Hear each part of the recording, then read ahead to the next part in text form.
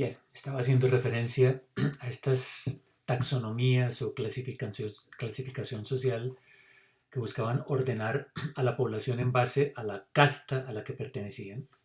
Y decíamos que esto no era tanto una política oficial de la corona española, pero sí era una estrategia utilizada por las élites criollo blancas para escenificar su limpieza de sangre en el espacio social, según decíamos.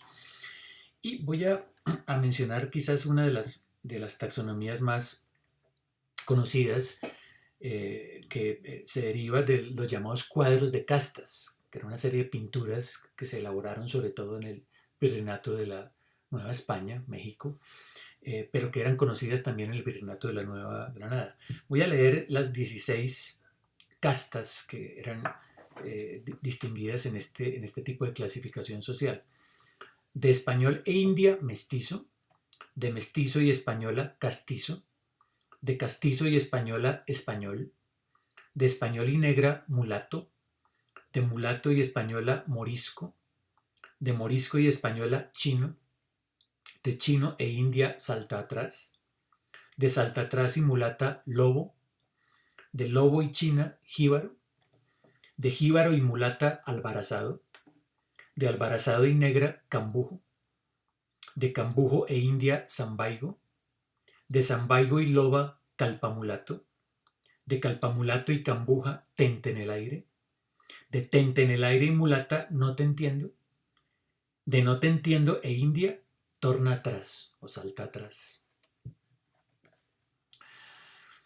Bien, se trata de una clasificación tomada de los cuadros de castas que se hicieron populares en el virreinato de la Nueva España durante la segunda mitad del siglo XVIII, pero que, como les digo, fueron conocidos también en el virreinato de la Nueva Granada.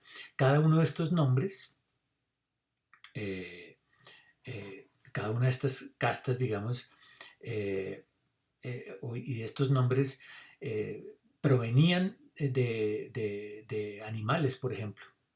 Es decir, eran usados comúnmente en el lenguaje cotidiano para referirse a animales. En el caso, por ejemplo, de los términos mestizo y mulato, de clara inspiración zoológica, que hacían referencia a la naturaleza híbrida de un individuo con porción de sangre española, pero mezclada con sangre india y negra, respectivamente. Para describir la combinación entre sangre india y negra, se usaban nombres tomados del cruce entre animales, tales como lobo, albarazado, barcino y cambujo. Las categorías salta atrás y tente en el aire hacían referencia más bien a un proceso o estancamiento en el proceso de blanqueamiento, mientras que no te entiendo refería probablemente a personas descendientes de esclavos negros bozales que no hablaban el castellano. El objetivo de esta práctica discursiva, de esta clasificación social, era fijar a cada individuo en la casta a la que pertenecía, y la lógica de este ordenamiento era bastante clara. Entre menos pura fuese la sangre de una persona, menor sería también su posibilidad de ascenso social. O para decirlo al revés, entre más blanca fuese una persona, mayores serían sus posibilidades de obtener reconocimiento social y acceder a cargos públicos o eclesiásticos, evitando al mismo tiempo el estigma de ser asociado con gentuza de baja calaña. De nuevo vemos aquí que el criterio para medir el grado de limpieza de sangre era el ancestro europeo. A mayor mezcla de sangre, más lejanía con respecto a la memoria filiativa del ancestro europeo y por tanto mayor impureza.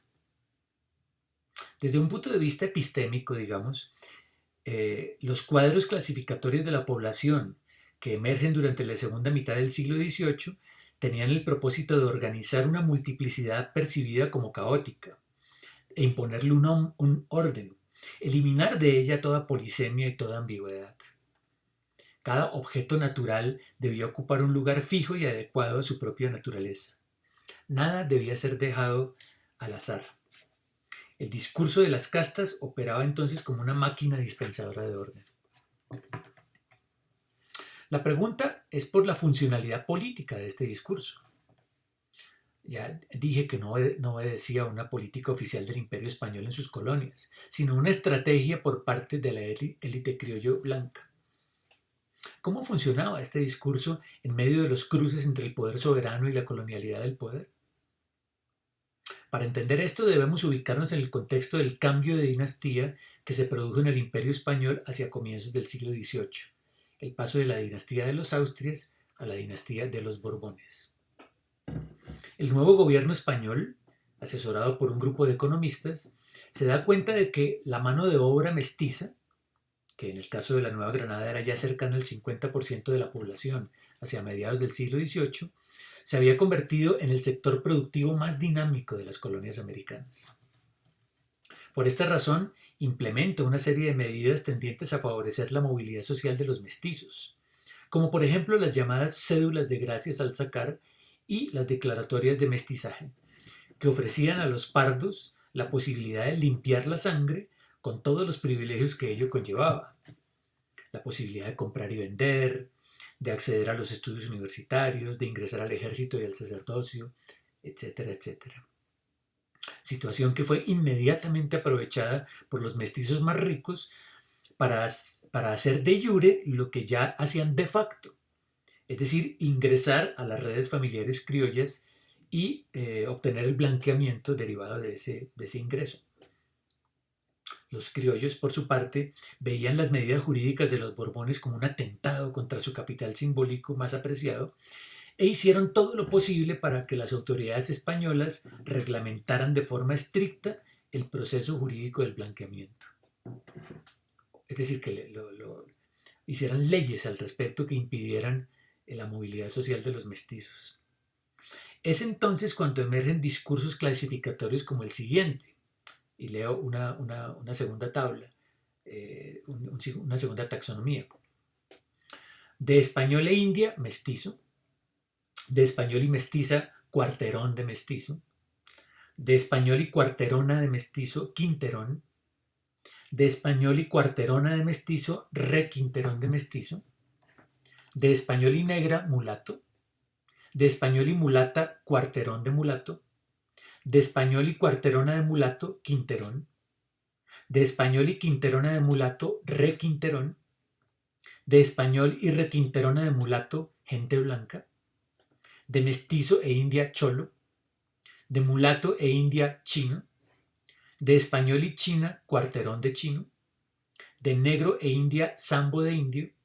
De negro y mulata, sambo.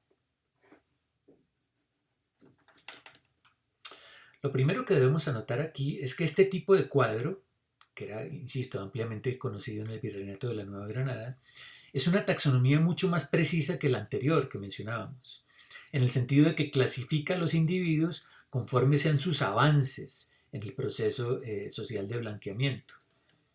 Se trata de un cuadro que describe qué tan cerca o qué tan lejos se encuentra una persona del ideal de la blancura, según fuese el número de generaciones familiares que hayan emparentado con blancos. Así, por ejemplo, el quinterón es aquella persona de origen indígena o negro cuya familia ha emparentado en matrimonio legítimo durante 5 generaciones consecutivas con blancos. Una vez que la mujer quinterona casa con hombre blanco, sus hijos serán tenidos automáticamente por blancos. Por eso se le llamaba requinterona. Pero cuando es el hombre quinterón quien casa con mujer blanca, él, no sus hijos, será tenido automáticamente por blanco, con lo cual el proceso de blanqueamiento se ahorraba, por así decirlo, una generación. Una escala más abajo está el cuarterón, después el tercerón, y en el nivel más bajo de la jerarquía se hallaban aquellos individuos que no tenían ninguna porción de sangre blanca, como el chino, el cholo y el sambo. Aquellos que se aproximaban al nivel del quinterón, pero casaban o volvían a tener hijos con un cuarterón o con alguien de nivel aún más bajo, eran designados como tente en el aire y salta atrás, respectivamente. Nos hallamos pues frente a un estricto método de medición de la blancura que a la vez que legitimaba la movilidad social de los mestizos, operaba también como estrategia de defensa de los criollos, en su propósito de impedir el acceso indeseado de intrusos que pudieran romper la lógica de la alianza. Ahora bien, como dije antes, todos estos cuadros operaban como tecnologías de clasificación de las razas, pero, insisto, en que la palabra raza nada tiene que ver aquí con las características biológicas o fenotípicas de una persona, sino únicamente con su linaje. Pertenecer a una raza significaba tener una mácula en el árbol genealógico familiar, llevar la mancha de la tierra por ser un individuo fruto del emparentamiento con negros, indios, mestizos, musulmanes, árabes, etc. En este sentido, la palabra raza es equivalente a la de casta. Y es por esta razón que los blancos no eran vistos como una raza. Y aquí se equivoca también Quijano. Los blancos no eran vistos como razas. Las razas eran los demás. Diremos entonces que la colonialidad del poder racializa la filiación en la medida en que hace de la raza la grilla de inteligibilidad a partir de la cual se juzga la procedencia familiar de un individuo. En este sentido, las razas no son entidades naturales preexistentes al proceso de su taxonomización, sino que son el resultado de esta. Lo cual significa que, antes que como una tecnología de ordenamiento de las razas, la colonialidad del poder debe ser vista aquí como una tecnología de racialización de los cuerpos. En tanto que fuerza centrífuga de territorialización ligada a la tierra y a la sangre, la colonialidad del poder codifica los cuerpos conforme a su linaje y les asigna un lugar en la división del trabajo. Se trata, por tanto, de un poder que hace de los cuerpos la superficie de inscripción de la raza como marcador del estatus económico y social de una persona. Y en este punto, ya lo ven ustedes, el libro sí sigue, digamos, la perspectiva que le da Quijano al tema de la raza, solo que entiende la raza no como fundada en el fenotipo, sino como fundada en el parentesco. Bien, ya para finalizar, una última palabra en torno al título del libro.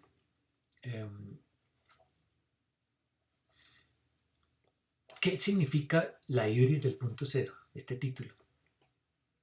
Tal expresión hace referencia a la desmesura, aquella actitud censurada por los griegos según la cual los humanos se arrojan a sí mismos el papel de los dioses. En este caso me refiero al poder de observar el mundo social desde una plataforma inobservada de observación. Tal era la pretensión levantada por lo que en el libro llamo las ciencias del hombre, cuya arqueología intento presentar en el capítulo 1.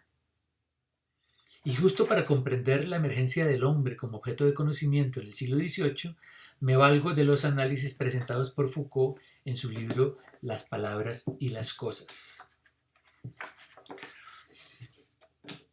El libro, por tanto, la ibris del punto cero, hace referencia directa a las reflexiones de Michel Foucault en torno a la episteme clásica del siglo XVIII. En este espacio clásico del saber, nos dice Foucault, la ciencia ilustrada pretende ubicarse en un punto inobservado de observación en el que representan, pero no son representadas.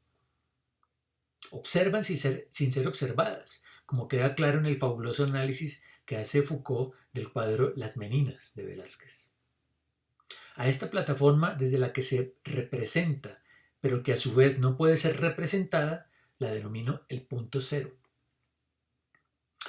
No estoy queriendo decir aquí que las ciencias clásicas consiguieran llegar a un conocimiento absoluto de la realidad.